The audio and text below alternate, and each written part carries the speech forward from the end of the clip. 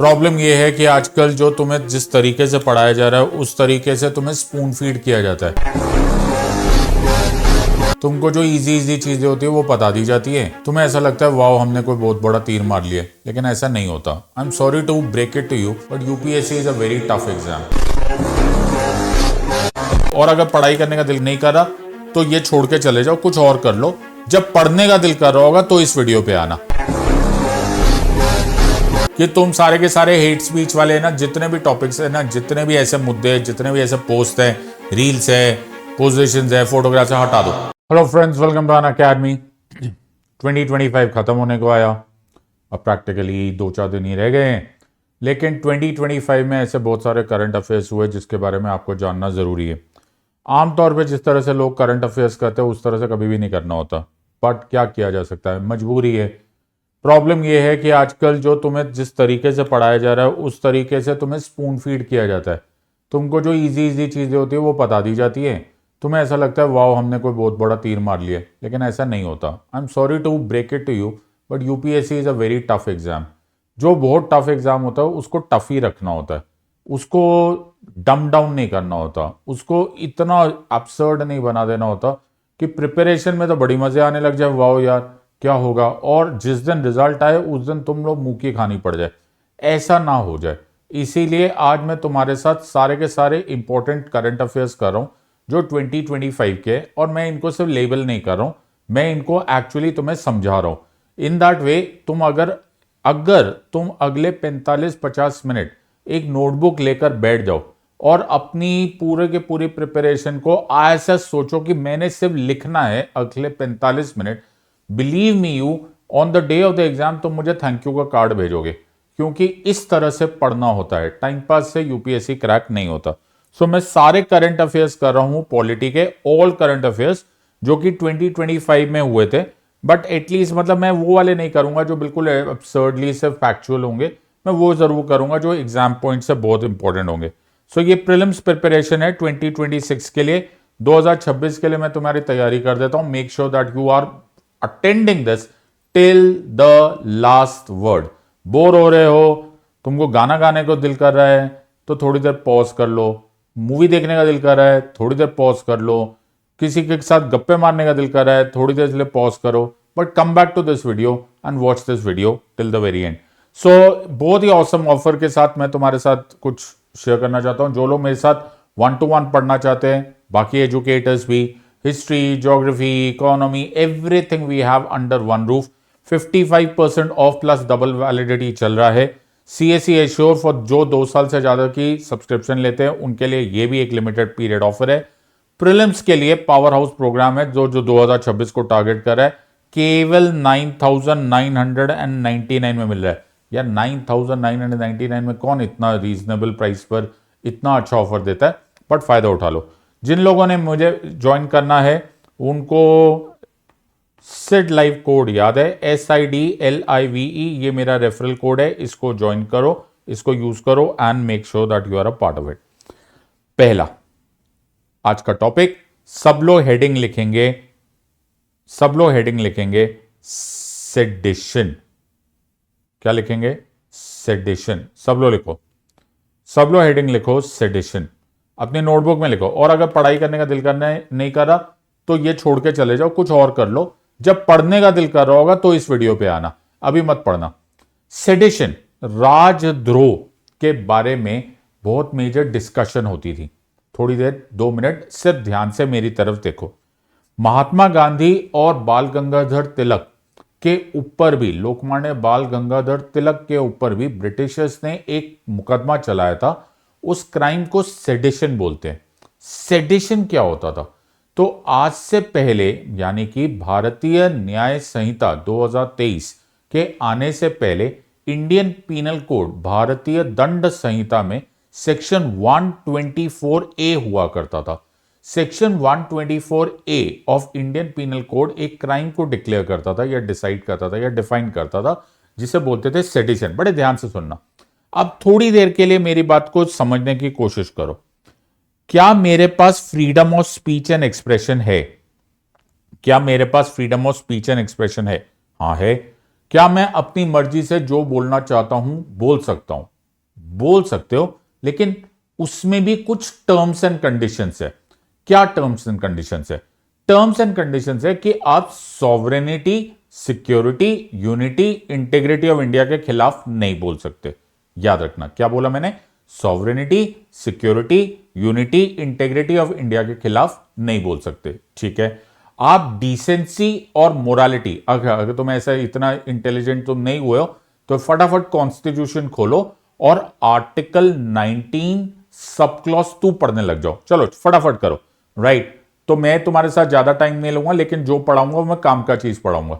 फटाफट कॉन्स्टिट्यूशन खोलो, जल्दी जल्दी जल्दी खोलो और आर्टिकल 19 सब क्लॉज 2 पढ़ना स्टार्ट करो।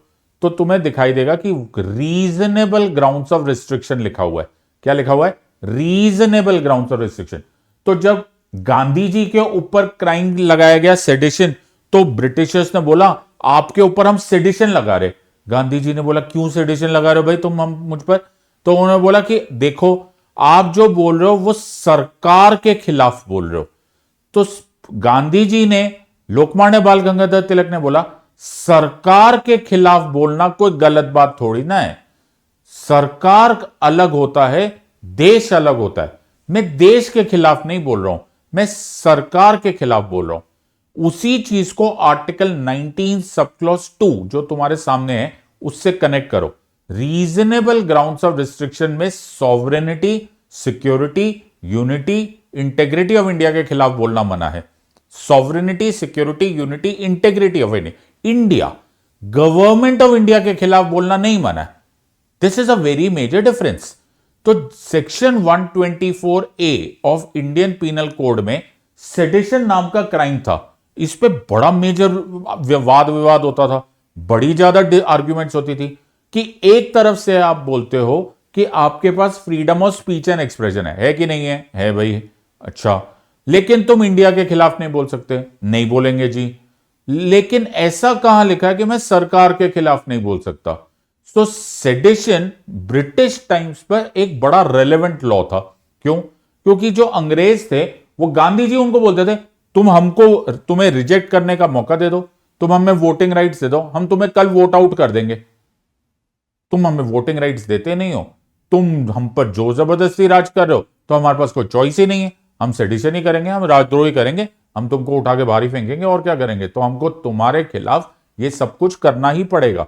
तो सेक्शन 124 ए इंडियन पीनल कोड किसने बनाया? सर, ब्रिटिशर्स ने बनाया। क्यों बनाया? ताकि हमारी जो नेशनल फ्रीडम स्ट्रगल थी वो डीरेल हो सके, उसको हटाया जा सके। इसीलिए उन्होंने बोला एनीवन, क्या बोला? Anyone who spreads hatred, who spreads disaffection against the government in law, उसके खिलाफ सेडिशन लगेगा। ध्यान से सुनो, मैंने क्या बोला? गवर्नमेंट। और हमें किस चीज से मना है? देश के खिलाफ नहीं बोलना। हम देश के खिलाफ नहीं बोलेंगे, लेकिन क्या सरकार के खिलाफ भी बोलना मना है? क्या आज डेमोक्रेसी में सरकार के साथ हम वाद विवाद नहीं कर सकते? क्या हम डिसेंट नहीं कर सकते? क्या हम डिसएग्री नहीं कर सकते? जी कर सकते हैं। तो सेक्शन 124 ए इंडियन पीनल कोड पर बहुत ज्यादा आर्ग्यूमेंट होती थी कि ये तो बड़ा अनकॉन्स्टिट्यूशनल है। ये क्या बात हुई? कॉन्स्टिट्यूशन में तो लिखा है इंडिया, आप गवर्नमेंट ऑफ इंडिया के खिलाफ बोलने पर भी हमको सजा दे रहे हो। सो ये एक इंपॉर्टेंट सिचुएशन हुआ। तो सेक्शन 124 ए को हटाने के लिए बहुत ज्यादा बातें होने लग गई, क्योंकि ये वेग था, इसमें बहुत ज्यादा पनिशमेंट थी एटसेट्रा। तो मेनी सुप्रीम कोर्ट जजमेंट्स इसमें आई। अब इसको लिखो, ये जजमेंट तुम्हारे पास लिखी हुई होनी चाहिए। सबसे पहले स्टेटमेंट लिखो, Kedarnath Singh versus state of Bihar. जल्दी लिखो, कौन से जजमेंट पर क्वेश्चन आएगा तुम्हें क्वेश्चन आएगा Kedarnath Singh versus state of Bihar. Supreme court ने बोला हर चीज को सेडिशन नहीं बोला जा सकता है। सेडिशन सिर्फ तब बोला जा सकता है जब मैंने बोला और सामने उसी टाइम राइट्स हो गए, उसी टाइम दंगे हो गए, उसी टाइम पब्लिक ऑर्डर हो गया। यानी कि मैं हर बात, अगर मैं सरकार के खिलाफ जरा बोलूं नहीं जी मैं नहीं एग्री कर रहा, तो उसको आप सेडिशन नहीं मानोगे। ये है पहला। दूसरी बात है Balwant Singh versus state of Punjab, जिसमें कैजुअल स्लोगन्स को क्राइम नहीं बोला जा सकता। मैं नाम नहीं ले सकता ऑनलाइन पे, बट तुम समझते हो कुछ ऐसे सेपरेटिस्ट टेंडेंसीज वाले नारे दिए जाते हैं कि हमें आजादी चाहिए, हमें अलग करो। तो सिर्फ इतना कह देने से सेडिशन नहीं होता। दो जजमेंट तुम्हें याद होनी चाहिए, ये बहुत कॉमनली यूपीएससी पूछता है। एक याद रखना, ये प्रीलिम्स में भी आ सकता है, मेंस में भी आ सकता है। Kedarnath Singh versus state of Bihar, जिसमें सेडिशन यानी कि सेक्शन 124A को कॉन्स्टिट्यूशनल मान लिया गया। बोला ये कॉन्स्टिट्यूशनल है, लेकिन आप हर चीज को सेडिशन नहीं बोल सकते। चलो जी, ये भी खत्म हो गया। अब फिर एक और स्टेप आया, वो स्टेप आया 2023 में। 2023 में भारतीय न्याय संहिता, जो इंडियन पीनल कोड की एक रिप्लेसमेंट आई, और उसमें अब जो ऑब्जेक्शन आने लग गई है वो है कि इस भारतीय न्याय संहिता में एक सेक्शन डाल दिया। अब इन्होंने सेक्शन क्या डाल दिया? सेक्शन डाल दिया सेक्शन 152 भारतीय न्याय संहिता। कौन सा सेक्शन? सेक्शन 152 लिखो, सेक्शन 152 भारतीय न्याय संहिता। अब कमाल की बात दिखाता हूं, अगर मैं तुम्हें पूरा भारतीय न्याय संहिता दिखा दूं, एक जगह भी सेडिशन वर्ड नहीं लिखा हुआ। वाह, खुश हो गए हम लोग। जिस बात की हम डिमांड कर रहे थे वो डिमांड पूरी हो गई। लेकिन कुछ अथॉरिटीज ये मान के चलती है, कुछ पंडित्स ये बात सोचते हैं, कुछ लीगल एक्सपर्ट्स ये बात बोलते हैं कि नहीं नहीं, सेडिशन गया नहीं है। बिना सेडिशन वर्ड यूज किए ही सेक्शन 152 भारतीय न्याय संहिता वही काम कर रहा है। तो it is the old wine in a new bottle. अब ध्यान से सुनो, अब मैं इसको पढ़ता हूं और तुम दिमाग लगाओ, ठीक है?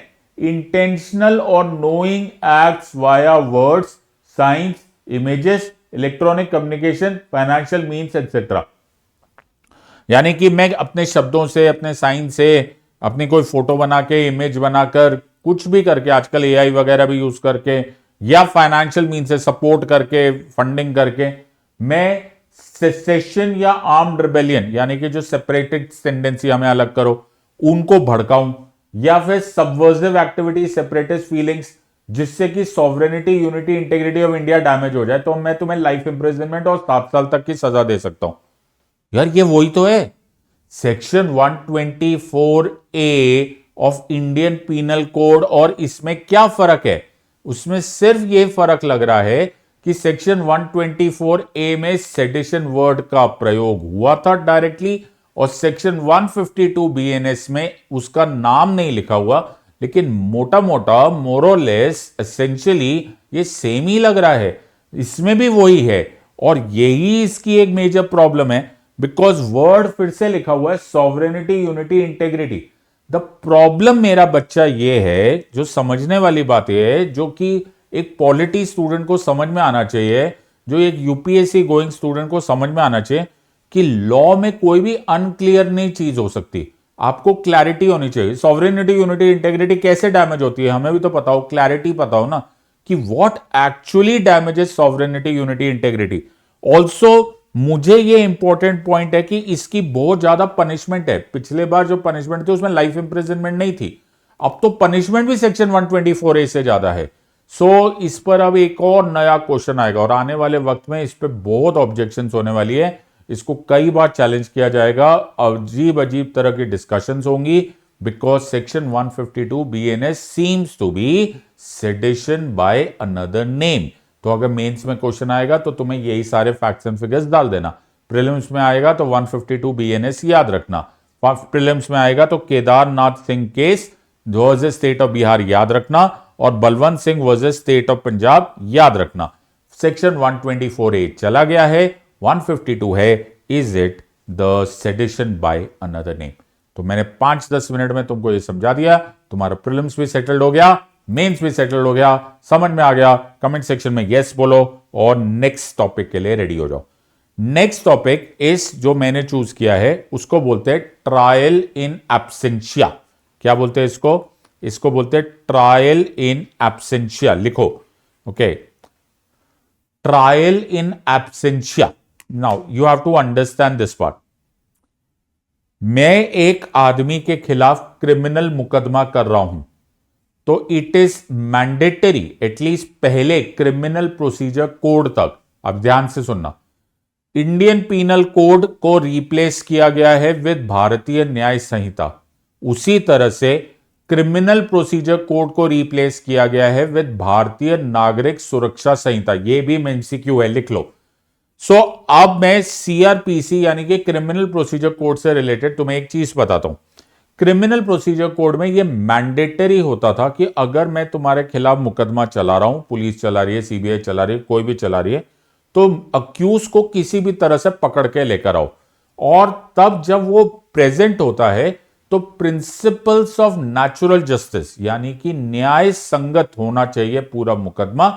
इसीलिए ओडी ऑल्टराम पाटम बोलते हैं। ये अभी अभी जियो साइंटिस्ट के एग्जाम में आया था। तो इसको क्या बोलते हैं? इसको बोलते हैं ओडी ऑल्टराम पाटम। लिखो AUDI, मूवी, वो गाड़ी का नाम मत सोच लेना। ओडी का मतलब होता है मेरी आवाज सुनो, ओडी ऑल्टराम पाटम लिखा।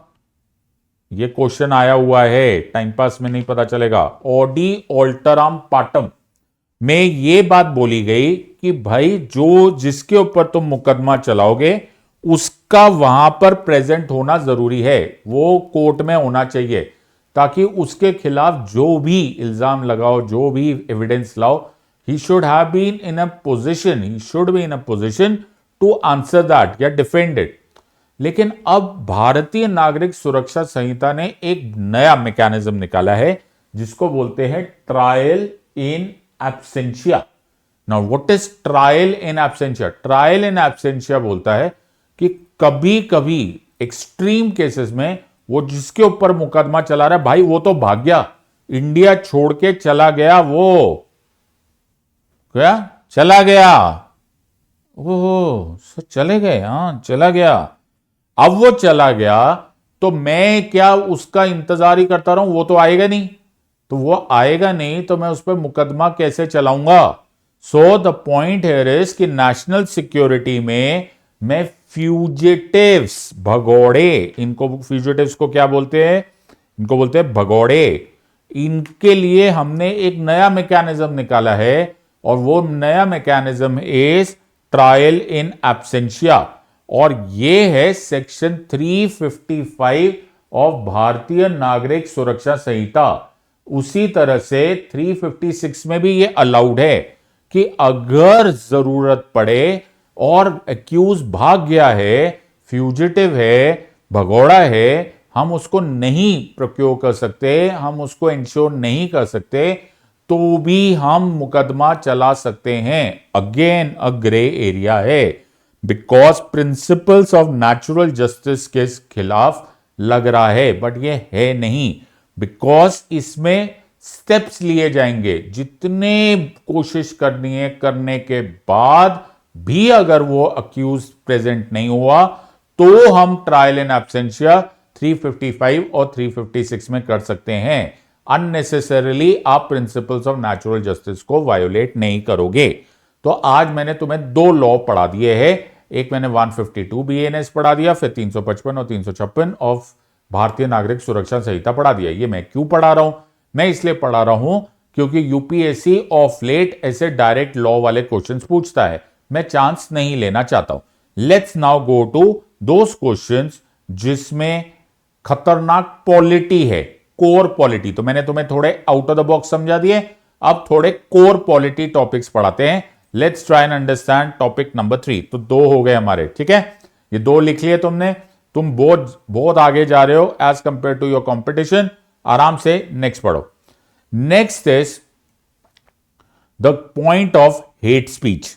Now this is very very important. So the point here is कि हेट स्पीच का मतलब क्या होता है।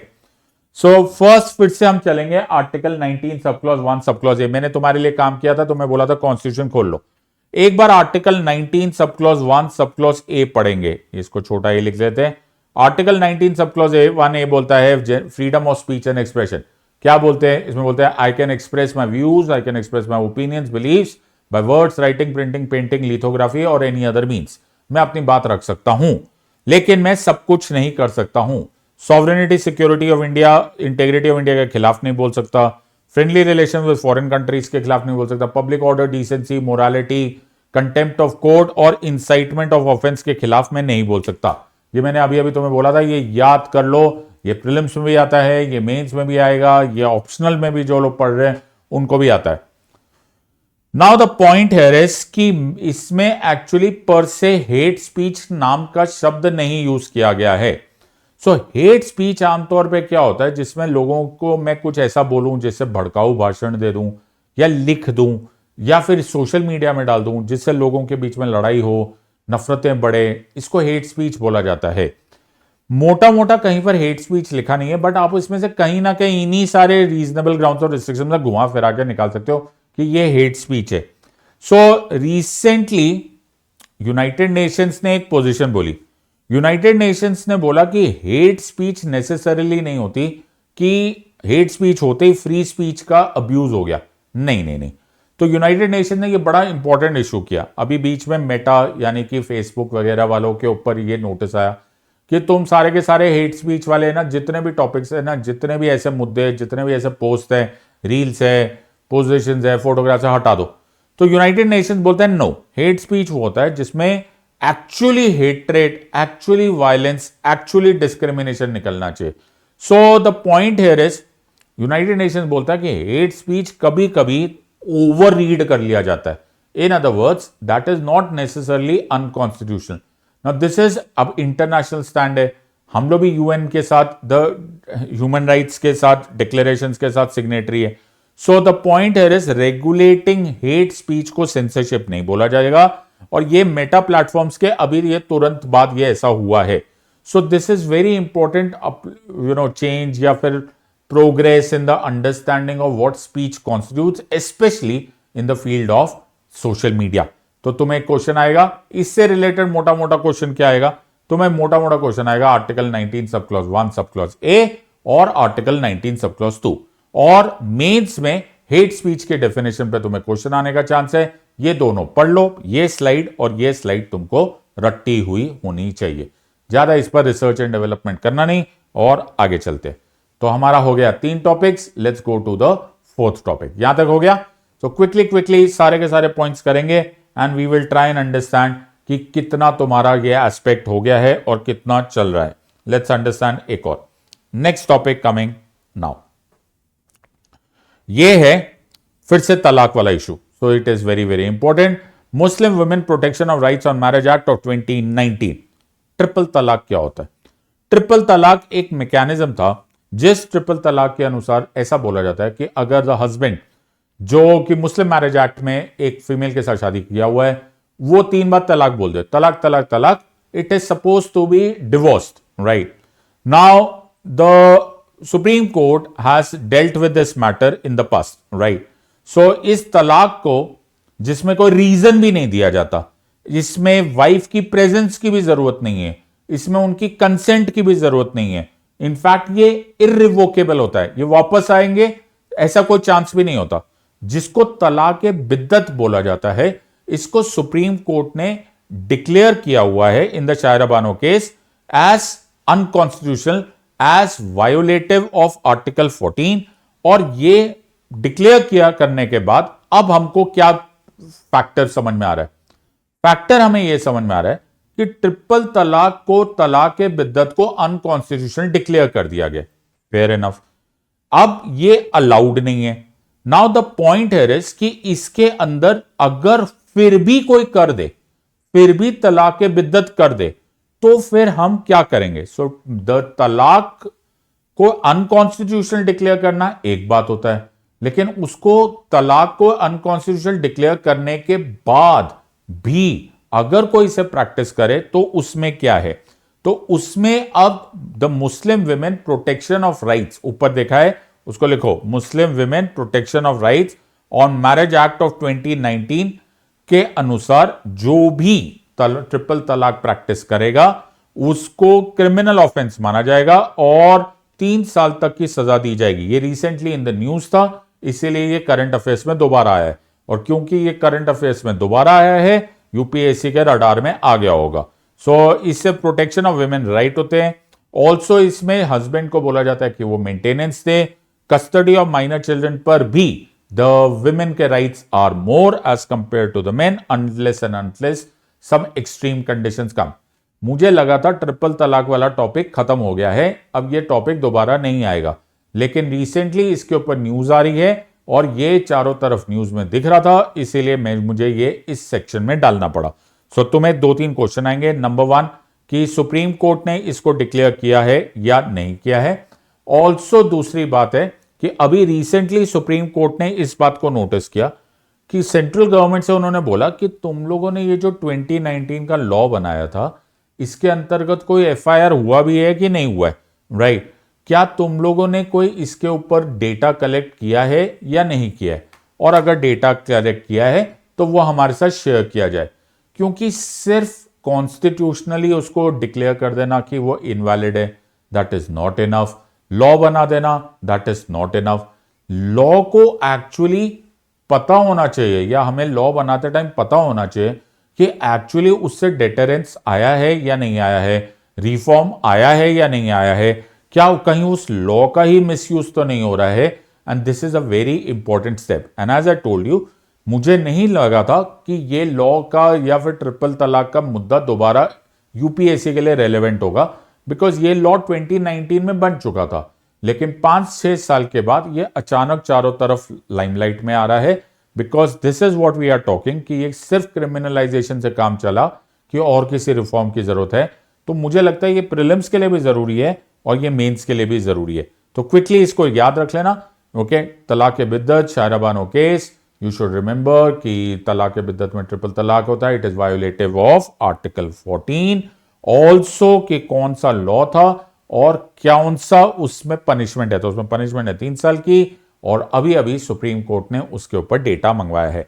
इस स्पीड पे टॉपिक पढ़ा करो, टाइम पास मत किया करो बैठ के एक ही चीज पर। जिस पे पढ़ना होता वो पढ़ते नहीं है, और जो नहीं पढ़ना होता उसके ऊपर रिसर्च एंड डेवलपमेंट करते हैं, वो मत करना। अगला क्वेश्चन के लिए, अगले टॉपिक के लिए याद रख लेना। नेक्स्ट इज, जो कि बड़ा ही खतरनाक और बहुत ही ज्यादा डिस्कस टॉपिक चल रहा है, that is the chief election commissioner का, right? So let us understand a very important discussion. हमारे देश में डेमोक्रेसी है, यस। डेमोक्रेसी में इलेक्शंस होते हैं, यस। इलेक्शंस फ्री होने चाहिए, फेयर होने चाहिए, रेगुलर होने चाहिए, यस। फ्री, फेयर और रेगुलर इलेक्शंस के लिए मुझे एक ऑटोनॉमस अथॉरिटी होनी चाहिए, एक ऐसी इंडिपेंडेंट बॉडी होनी चाहिए जो कि सरकार के दबाव में ना आए, यस। ऐसी एक बॉडी इंडिया में है, यस। उसको बोला जाता है election commission of India, yes. Under article 324 of the constitution, election commission of India के पास superintendence, direction and control of the electoral process and the preparation of electoral rolls of elections of the parliament, state legislature, president and vice president है। yes, नहीं समझ में आया? 324 खोल के पढ़ लो। एनी विच वेज इसलिए इंपॉर्टेंट है कि अगर मेरे पास इलेक्शन कमीशन ऑफ इंडिया है, जो आज की डेट में एक 3 मेंबर्ड बॉडी है, जिसके हेड को चीफ इलेक्शन कमिश्नर बोलते हैं, बाकी दोनों को इलेक्शन कमिश्नर्स बोलते हैं। नाउ प्रोसेस यह है कि पूरी दुनिया में एक्सेप्ट इंडिया, पूरी दुनिया में इलेक्शन कमीशन ऑफ इंडिया या इलेक्शन कमीशन जैसा जो भी बॉडी हो वो लोग बोलते हैं, उसका जो कॉन्स्टिट्यूशन है उसको बनाने का प्रोसेस सरकार से कोई लेना देना नहीं होना चाहिए। And I think this is very natural. क्यों भैया? सरकार, अगर मैं रूलिंग पार्टी में हूं, मैं मेजॉरिटी गवर्नमेंट में हूं और मेरे ही हाथ में है कि इलेक्शन कमीशन का क्या होना है, तो I hope you are understanding this raises question marks on free, fair, autonomous electoral process. So the point is कि इससे पहले 2023 से पहले अनूप बरनवाल जजमेंट के पहले, अनूप बरनवाल जजमेंट आई थी, उस जजमेंट से पहले बड़ा सिंपल सा प्रोसेस था। इलेक्शन कमिश्नर होते थे, जो उनमें सीनियोरिटी में होते थे उसको चीफ इलेक्शन कमिश्नर बना दिया जाता था, और ये चलता ही रहता था, ये प्रोसेस चलता ना। बहुत सारे लोगों ने क्वेश्चन पूछने लग गए कि क्या ये प्रोसेस फ्री एंड फेयर है? तो सुप्रीम कोर्ट ने बोला शायद तुम्हें डाउट लग रहा है तो कोई बात नहीं, हम इसको चेंज कर देते। उन्होंने बोला कि अगर हम चीफ इलेक्शन कमिश्नर बनाएंगे तो एक 3 मेंबर्स की कमिटी बना लेते। कौन सी कमिटी? जिसमें एक प्राइम मिनिस्टर होगा, जिसमें एक लीडर ऑफ ऑपोजिशन होगा और चीफ जस्टिस ऑफ इंडिया होगा। कमाल हो गया, ये तो बड़ी अच्छी चीज होगी। क्यों? जुडिशरी बीच में आ गई, तो अचानक जुडिशरी बीच में आ जाएगी तो सिर्फ एग्जीक्यूटिव यानी कि सिर्फ सरकार के कंट्रोल में नहीं रहेगा कि इलेक्शन कमिश्नर या चीफ इलेक्शन कमिश्नर कौन बनेगा। ये तो कमाल हो गया सर, ये तो बहुत ही अच्छी चीज हो गई। बट अब इसमें क्या बट है? इसमें भी बट है। जैसे ये जजमेंट आई अनूप बरनवाल की, धमाका हो गया। आप फ्री एंड फेयर तो पक्का हो गया, गारंटी हो गया। चीफ जस्टिस ऑफ इंडिया स्वयं बैठे हुए इस हाई पावर्ड कमिटी में, अब क्या टेंशन होगी। लेकिन पार्लियामेंट ने तुरंत उसके बाद इस लॉ को अमेंड कर दिया, जिससे कि सीईसी बनता है, the duties function powers and control, इसको चेंज कर दिया गया। और इसमें बोल दिया गया ये हम जुडिशरी को नहीं बैठने देंगे। तो chief election commissioner other election commissioners act of 2023 पास किया गया। पता हो गया, तुम घबरा गए, घबराओ मत, अभी आगे देखो। उन्होंने बोला ऐसे नहीं होगा, चीफ जस्टिस ऑफ इंडिया नहीं आएंगे। क्या? चीफ जस्टिस ऑफ इंडिया नहीं आएंगे। पहले एक सर्च कमेटी बनाई जाएगी जिसको हेड करेंगे the law minister, union law minister, union minister of law and justice. एक सर्च कमेटी को हेड करेंगे। वो 5 लोगों के नाम को शॉर्टलिस्ट कर लेंगे, 1 2 3 4 5, इनको 5 को शॉर्टलिस्ट कर लेंगे। फिर उसके बाद एक सिलेक्शन कमेटी बनाई जाएगी। उस सिलेक्शन कमेटी में चीफ जस्टिस ऑफ इंडिया नहीं है। क्या? नहीं है। उस सिलेक्शन कमेटी में प्राइम मिनिस्टर ऑफ इंडिया है, एक कैबिनेट मिनिस्टर है जो कि प्राइम मिनिस्टर साहब ही मनोनीत करेंगे यानी कि नॉमिनेट करेंगे, और लीडर ऑफ ऑपोजिशन ले लेंगे। और by chance leader of opposition नहीं हुआ तो leader of the largest party in the opposition को ले लिया जाएगा इन द लोकसभा। और वो उस या तो उन 5 लोगों में से 1 2 3 4 5 जिनको शॉर्टलिस्ट किया गया उनमें से एक को चूज कर लेंगे, या फिर अपनी मर्जी से भी किसी और को चूज किया जा सकता है। सर ये थोड़ा सा गड़बड़ नहीं हुआ? इसमें गड़बड़ की बात क्या है? पार्लियामेंट ने फैसला किया, पार्लियामेंट की बात मानो। अनूप बरनवाल जजमेंट ने बोला था कि supreme court the chief justice of India would be sitting in that panel. ये लॉ को अमेंड करके पार्लियामेंट ने बोल दिया है कि नो जी, चीफ जस्टिस ऑफ इंडिया नहीं बैठेंगे। एक पैनल बैठेगा जरूर, लेकिन उसमें 2 जो होंगे वो सरकार के ही होंगे, बिकॉज प्राइम मिनिस्टर होंगे, और एक यूनियन कैबिनेट मिनिस्टर होंगे, और एक हम लोग जस्ट कि तुम लोग को बुरा ना लगे एक लीडर ऑफ ऑपोजिशन को बिठा दिया जाता है। बहुत सारे लोग इस बात पे ऑब्जेक्शन उठा रहे, ऑब्जेक्शन इस बात पे उठा रहे कि ये ऐसा क्यों कर रहे हो, क्यों नहीं इसको और ज्यादा फ्री कर दिया जाता है। इलेक्शन कमीशन ऑफ इंडिया तो जितना ज्यादा फ्री रहे उतना अच्छा है, जितने ज्यादा हैंड्स ऑन द डेक हो उतना अच्छा है, जितने ज्यादा doctrine of checks and balances हो उतना अच्छा है। लेकिन मेरे और तुम्हारे कहने से क्या होगा? मेरे और तुम्हारे कहने से कुछ नहीं होने वाला है। इसलिए यूपीएससी की तैयारी करो, अच्छा आंसर लिख कर आना। तुम्हें जो मैंने अभी भी पढ़ा है पूरा का पूरा मेंस का आंसर हो सकता है। तुम्हें पूछा जा सकता है कि प्रीलिम्स में भी क्या क्या ये फैक्ट्स अभी पता है, और मेंस में ये बात पूछा जा सकता है, are you satisfied, are you not satisfied, तुम इस बारे में क्या कमेंट करना चाहते हो, एटसेट्रा एटसेट्रा। ये सारे फैक्ट्स डाल देना। ये बहुत धमाका हुआ है, इसके बारे में बहुत बातें हो रही है, बहुत आर्ग्यूमेंट्स हो रही है। Make sure that you don't miss this. लो जी, मैंने तुम्हारे लिए एक और करंट अफेयर कर दिया है, तुम्हारी लॉटरी हो रही है। क्विकली ये लिखते चले जाओ, तुम्हारे प्रीलिम्स में सेटल होते जा रहे हैं। Next is Bharat pole portal. एक और बार मुझे दिखाना पड़ेगा। क्या क्या दिखा रहे हो? अरे रुको यार, कहां चला गया? हाँ, फिर से ये क्या है सर? ये क्यों दिखा रहे हो फिर से? अभी अभी दिखाया था, फिर से दिखा रहा हूं। क्यों दिखा रहे हो? तो भारत पोल पोर्टल किससे डील कर रहा है? देखो, आमतौर पे जब क्राइम होता है तो हमारी जो देश की पुलिस होती है या फिर हमारी जो इंटेलिजेंस एजेंसीज होती है, सीबीआई वगैरह जो भी होती है, ये क्या करते हैं? ये देश के अंदर जो भी हो रहा है, with in the borders of the country जो भी हो रहा है, उनसे तो बड़े आराम से डील कर सकते हैं, उसमें कोई दिक्कत नहीं। हमारे जो लॉज है वो ज्यादातर हमारी टेरिटरी के अंदर ही होता है, राइट। हमारी किसी को भगाओ देश के टेरिटरी में, कहीं ना कहीं से कोई ना कोई पुलिस पकड़ के ले आएगी।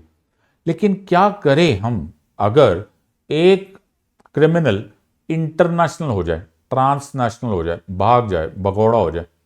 हमें पता ही नहीं है, दुनिया काफी बड़ी जगह होती है, 800 करोड़ लोग हैं, कहां गायब हो गए पता ही ना चले। तो ऐसा सिर्फ प्रॉब्लम सिर्फ इंडिया में नहीं होता, ऐसा सिर्फ इंडिया की सिचुएशन नहीं है, ये दुनिया में किसी भी कंट्री के साथ हो सकती है। तो वर्ल्ड वॉर 1 के समय एक आइडिया आया, सारी पुलिस डिपार्टमेंट्स ने वर्ल्ड की बोला कि यार तुम लोग ऐसे अकेले अकेले होते हो, वो भाग जाता है तो तुम्हारे हाथ में नहीं आएगा।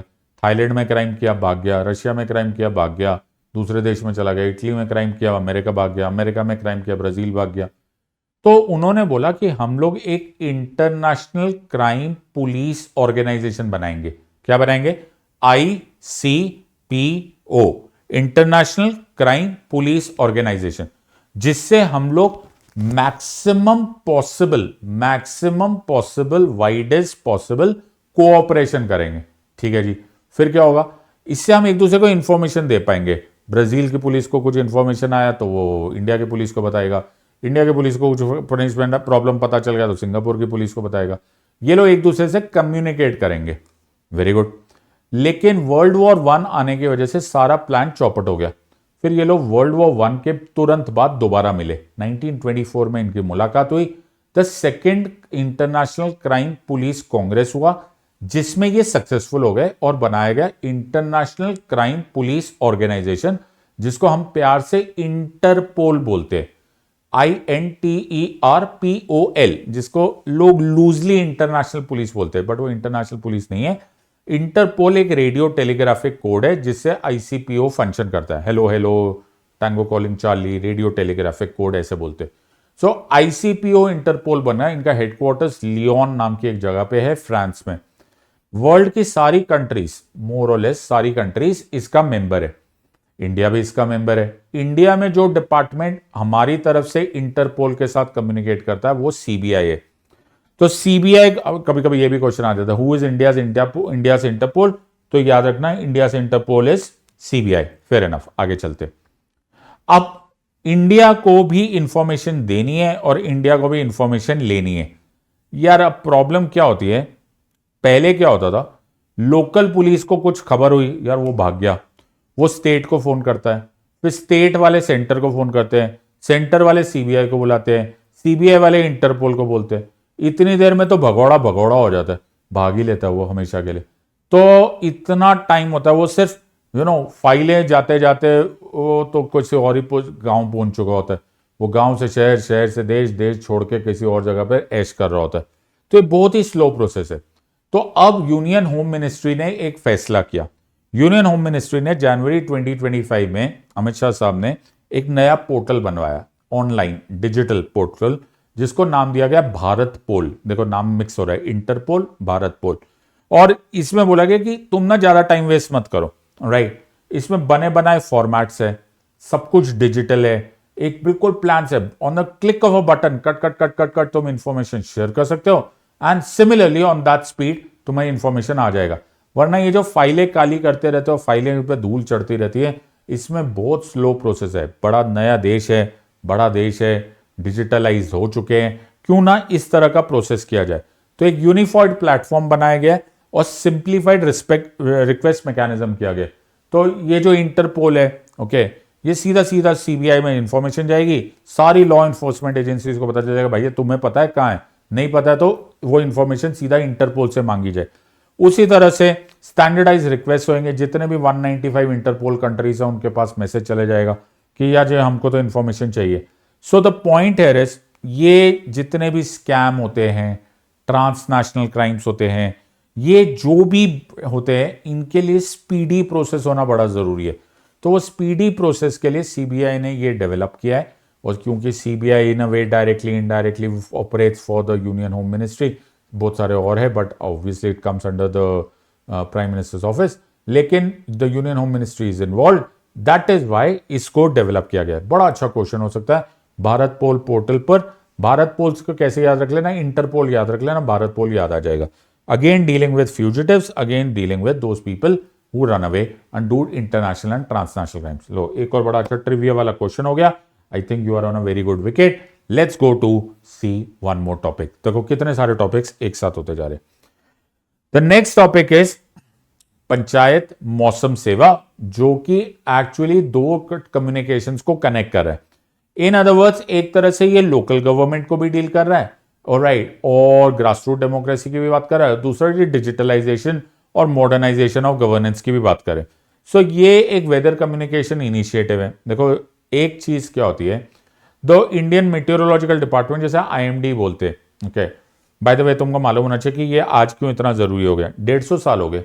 यस, सो द 150 ईयर्स हो गए आईएमडी को बने हुए, 1875 में बना था, 2025 हो रहा है, तो उसके उपलक्ष्य में ये क्वेश्चन समझ में आ गया होता। अब देखो होता क्या है, बड़ी सारी सैटेलाइट्स है, बड़ी सारी टेक्नोलॉजी है हमने डेवलप की हुई है, हम वेदर फोरकास्ट करते हैं, बारिश होगी, तूफान आएगा, बर्फ पड़ेगी, एटसेट्रा एटसेट्रा, लेकिन उसका जो डेटा है ना वो डिस्ट्रिक्ट या स्टेट लेवल पर शेयर होता है। विलेजेस वाले फिर से अपने वही, या तुम्हारी जितनी मर्जी सैटेलाइट्स चली गई, लेकिन जो गांव में बैठा हुआ है, जो ग्रास रूट पे बैठा हुआ है, वो तो अभी भी अपने गेस वर्क पे ही बैठा हुआ है।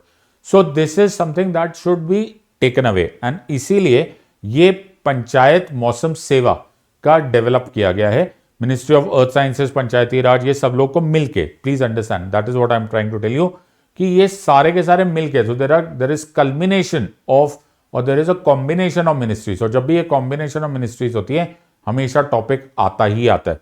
तो every panchayat head, every panchayat secretary in every village of India को डायरेक्ट ये इंफॉर्मेशन मिल जाएगा, वेदर फोरकास्ट मिल जाएगा, ताकि उनको जो कि एक्चुअली स्टेक होल्डर है, जो कि एंड यूजर है, उनको फायदा हो जाए।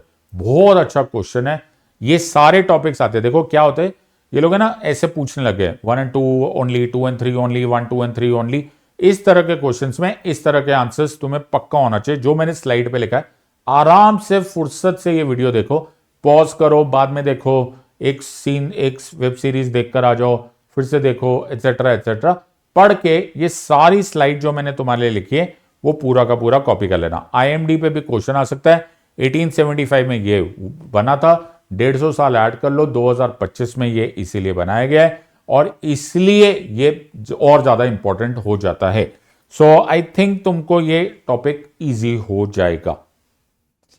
एक और टॉपिक है जो मैं एक्चुअली पढ़ाना नहीं चाहता हूं, राइट, बिकॉज ये इकोनॉमिक्स का तुम्हारा करंट अफेयर्स है, लेकिन मैं फिर भी तुम्हें यह बात बताना चाहता हूं कि एक फिस्कल हेल्थ इंडेक्स निकाला गया है जो कि नीति आयोग ने बनाया है, जो ये देखना चाहता है कि इंडियन स्टेट फाइनेंशियली फिट है या नहीं।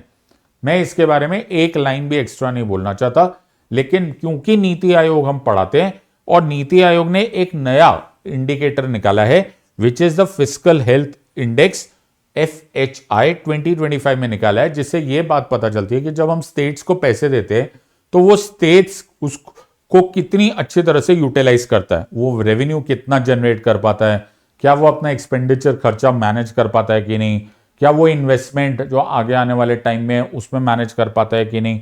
सो ये सारे के सारे चीजों में स्टेट्स में रैंकिंग हो रही है। प्लीज अंडरस्टैंड, एक कोऑपरेटिव फेडरलिज्म होता है, ये कॉम्पिटिटिव फेडरलिज्म है। सो जो कॉम्पिटिटिव फेडरलिज्म है उसके अनुसार हम इस तरह से इसको यूटिलाइज कर सकते हैं। I will not be dealing with this part. एक और करंट अफेयर, कितने करंट अफेयर, अरे पढ़ा लो, तो मैं पढ़ा रहा हूं, तुम लोग को टॉपर बना रहा हूं क्या? तुम्हें क्वेश्चन आ सकता है सीधा सीधा ट्रिविया कि कौन था हमारा रिपब्लिक डे पर चीफ गेस्ट, और तुम्हें मालूम होना चाहिए कि प्रेसिडेंट ऑफ इंडोनेशिया थे। तो तुम्हें मालूम होना चाहिए कि प्रोसेस कैसे होता है। जो फाइनल स्क्रीनिंग होती है वो तो लेट होती है, लेकिन process starts about 6 months in advance. हम ये देखते हैं कि जिस कंट्री का हेड ऑफ द स्टेट आ रहे हैं, क्या उसके हमारे साथ स्ट्रैटेजिक एंड डिप्लोमेटिक रिलेशन है या नहीं है, और है तो इंडोनेशिया के साथ हमारे रिलेशन है, वो हमारे एक्ट ईस्ट पॉलिसी का पार्ट है, और ट्रेड एंड आसियान में हमारे साथ उसकी एंगेजमेंट है। इट मैटर्स टू अस कि इंडोनेशिया हमारे साथ अच्छे संबंध बनाए, एंड दैट इज वाई हमने उनको बुलाया था। सो दिस इज छोटे छोटे टॉपिक्स जो तुम्हें आने भी चाहिए। आई होप तुम्हें मजा आया। मैंने एक छोटे से टाइम पीरियड में कितने सारे करंट अफेयर टैकल कर लिए, इनको लिखो। मैंने जो बोर्ड पे स्लाइड्स बनाए हैं वो सिर्फ इंडिकेटिव नहीं है, वो तुम्हारे प्रीलिम्स और मेंस के आंसर्स भी हो सकते हैं। मेक श्योर कि पॉज करो, डाउनलोड करो ये पूरा पीडीएफ, और आराम से अपने नोट्स में ऐड करो। पढ़ने का एक स्टाइल होता है, आप हमसे 1 to 1 पढ़ना चाहते हो, आपका स्वागत है। In the words of an academy, let's crack it. Until next time, God bless, thank you and जय हिंद। इससे पहले कि मैं जाऊं, मैं आपके लिए ये ऑफर्स एक और बार आपको बता देना चाहता हूं। तो offer is 55% of plus double validity, और प्रीलिम्स का पावर हाउस प्रोग्राम और 9,999 ओनली। तो एक बार क्विकली रिवीजन लास्ट, ताकि तुम लोगों को पता चले क्या पढ़ना है। सबसे पहले पढ़ लेना 152 BNS सेडिशन के बारे में सब कुछ पढ़ लेना, राइट। उसका मेंस में क्वेश्चन आएगा तो तुम्हें पता चल जाएगा कि उसमें क्या क्या प्रॉब्लमैटिक है, राइट। नेक्स्ट पढ़ लेना trial and absentia, single question आते हैं, बड़े अच्छे क्वेश्चन है, ये out of the box type of question है, इनको जरूर याद कर लेना।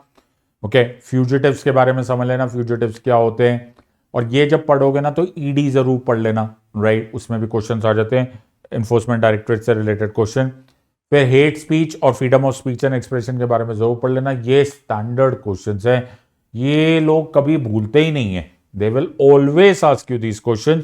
Article 19 sub clause 1A, Shreya Singhal case, ये सब कुछ आता ही आता है। मैं जब अपनी क्लासेस में पढ़ाता हूँ तो 2-2 घंटा पढ़ाता रहता हूँ, 19(1)(a) etcetera. Muslim women protection of rights, ये पहले भी आया था, शायरा बानो केस है, इसको पढ़ लेना, ये तुम्हारे काम आएगा, राइट। और अगर मेंस में क्वेश्चन आएगा तो तुम्हें आर्टिकल 14 से कनेक्ट करना आना चाहिए। उसी तरह से सीईसी पे question, this is very very very important. क्या ये ठीक हुआ, क्या नहीं ठीक हुआ, अनूप बरनवाल जजमेंट क्या थी, पार्लियामेंट का नया लॉ क्या था, इसको रिवाइज करना बड़ा जरूरी है, make sure that you do this. उसी तरह से भारत पोल पोर्टल, ये आमतौर पे ट्रिविया क्वेश्चन होता है, भारत पोल पोर्टल पे आ जाएगा, इंटरपोल और इसको मिक्स करके क्वेश्चन आ जाएगा, make sure that you know all of this part. Also panchayat मौसम सेवा, ये तुम्हें जब लोकल गवर्नमेंट के बारे में पढ़ोगे तो इसको बड़े ध्यान से पढ़ना, make sure that you understand each of this word, क्यों जरूरी होता है वेदर फोरकास्ट, क्यों जरूरी है कि जो एंड यूजर है उसके लिए टेक्नोलॉजी काम आए, वरना ये सारा का सारा प्रोसेस वेस्ट होता है।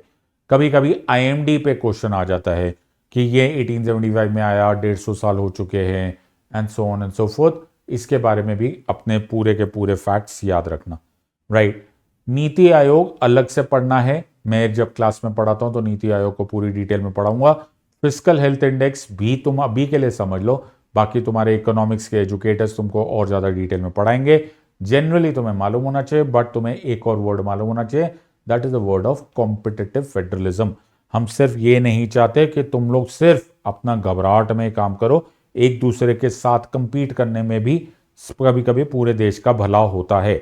ऑल्सो कुछ trivia like the Republic day chief guest कौन थे, और इसी में जब इंडोनेशिया आएगा तो तुम लोग को आसियान पढ़ना, एक्ट ईस्ट पॉलिसी, इंडिया की पैसिफिक स्ट्रैटेजी पढ़ना, ये तुम्हारे काम आ जाएगा। सो करंट अफेयर्स में कभी कभी डायरेक्ट क्वेश्चन नहीं आता, करंट अफेयर से रिलेटेड कुछ ना कुछ क्वेश्चन आ जाता है, make sure that you know this. I hope you have enjoyed this. मैंने अपनी तरफ से पूरी कोशिश की कि सारे इंपॉर्टेंट करंट अफेयर्स कर लिए, और तुमको ये भी फायदा होगा कि मैं तुमको स्पून फीड नहीं कर रहा हूं, मैं तुमको इसी टॉपिक से पढ़ते पढ़ते और बहुत सारे टॉपिक्स पढ़ने को इनकरेज कर रहा हूं। Make sure that you do this in the words of Unacademy. Let's crack it. Until next time, God bless. Thank you and Jai Hind.